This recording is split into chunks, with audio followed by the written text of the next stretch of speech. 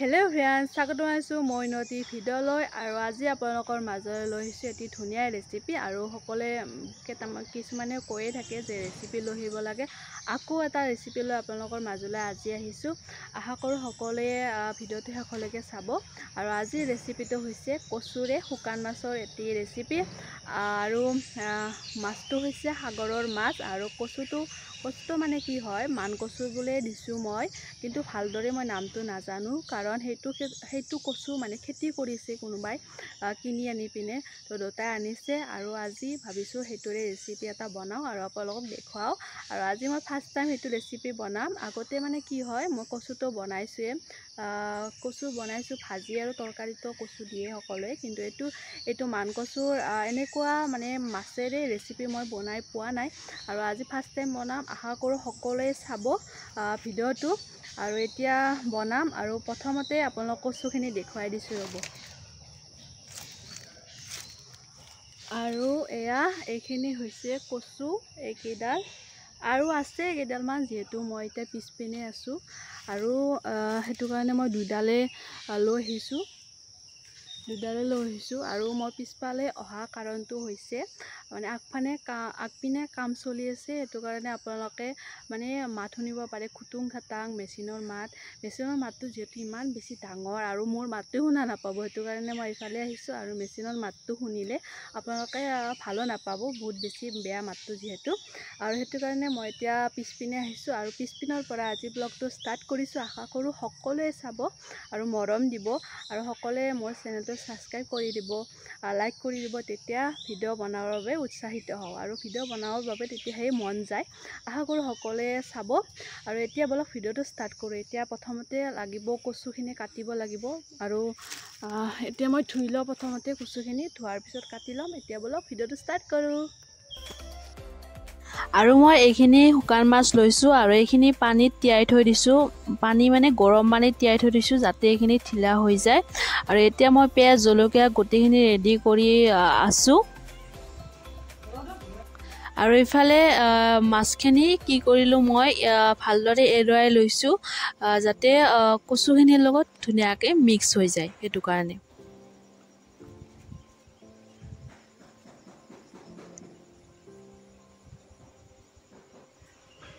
আৰু এতিয়া মই কাটি লৈছোঁ পিঁয়াজ জলকীয়া, শুকান মাছখিনি এৰুৱাই লৈছোঁ। আৰু এইফালে মই এটা পেষ্ট বনাইছোঁ, আৰু পকা জলকীয়া আৰু আদা নহৰু পেষ্ট এটা ধুনীয়াকৈ বনাই লৈছোঁ। আৰু এইখিনি গোটেইখিনি প্ৰয়োজন হ'ব। তো এয়া হৈছে কচুখিনি কাটি থোৱা।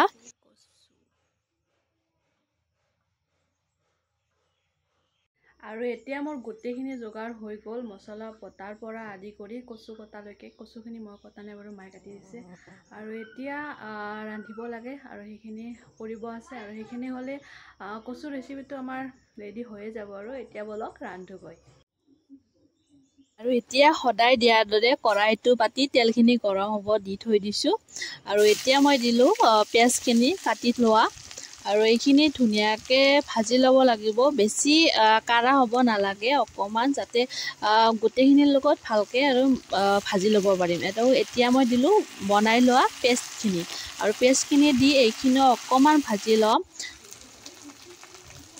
অকণমান ৰংচঙীয়া হ'ব দিম। আৰু তাৰপিছতে মই দিম শুকান মাছখিনি, আৰু শুকান মাছখিনিও ভালদৰে ভাজি ল'ম।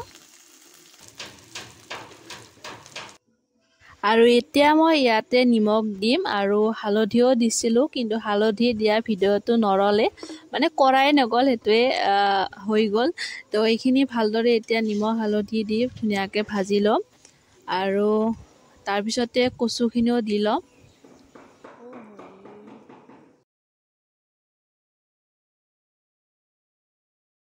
আৰু এতিয়া মই কচুখিনি গোটেইখিনি দি দিলোঁ, আৰু দিয়াৰ পিছত ভালদৰে লৰাই ল'ম, কাৰণ তলত যিহেতু পিঁয়াজ জলকীয়া দি ভাজা গোটেইখিনি আছে, সেইটো কাৰণে তলত লাগি নধৰিবৰ কাৰণে ভালদৰে লৰাই দিম।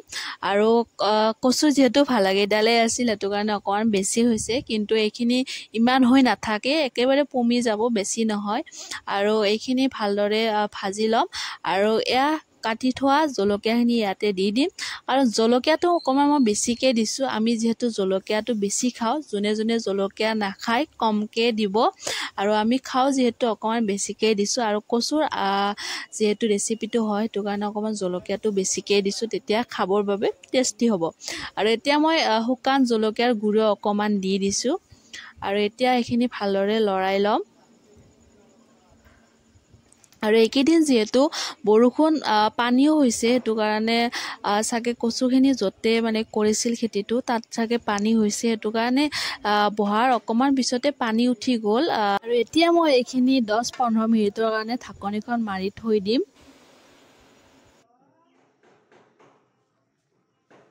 আৰু এতিয়া মই চাব আহিছোঁ মানে ঢাকনিখন খুলিম 10-15 মিনিট মানৰ পিছত আৰু চাওকচোন এতিয়াও মানে পানীটো কমাই নাই ইমান পানী উঠিছে আৰু মোৰ অকণমান ভয় লাগিছে কাৰণ পানী উঠিলে সকলোৱে কয় যে ধৰে তো চাও কি হয় থাকে ধৰে নে কি হয় লাষ্টতহে গম পাম আৰু এতিয়া মই জিৰা অকণমান বটিছিলোঁ তো সেইখিনিও দি ল'লোঁ আৰু ইয়াতে মানে কি হয় মছলা দিছোৱে অকণমান আদা নহৰু পেষ্ট আদি কৰি লগতিয়ালখিনি দিছোৱে আৰু এতিয়া এইখিনি ভালদৰে পানীটো একেবাৰে মৰিব লাগিব একেবাৰে যাতে শুকাই যায় তেনেকুৱা হ'ব লাগিব আৰু এইখিনি মই এতিয়া আকৌ ঢাকনি মাৰি থৈ দিম আৰু এইখিনি বনাওঁতে বহুতে টাইম গ'ল আজি মোৰ তো চাওকচোন ঢাকনিখন মাৰি খোলো কিন্তু পানীটো কমিয়ে নাহে ইমান বেছি পানী উঠিছে আৰু এতিয়া অকণমান চাওঁ আৰু কিমান দেৰি লাগে আৰু আজি বনাওঁতে মানে এইটো ৰেচিপি বনাওঁতে বহুত টাইম গৈছে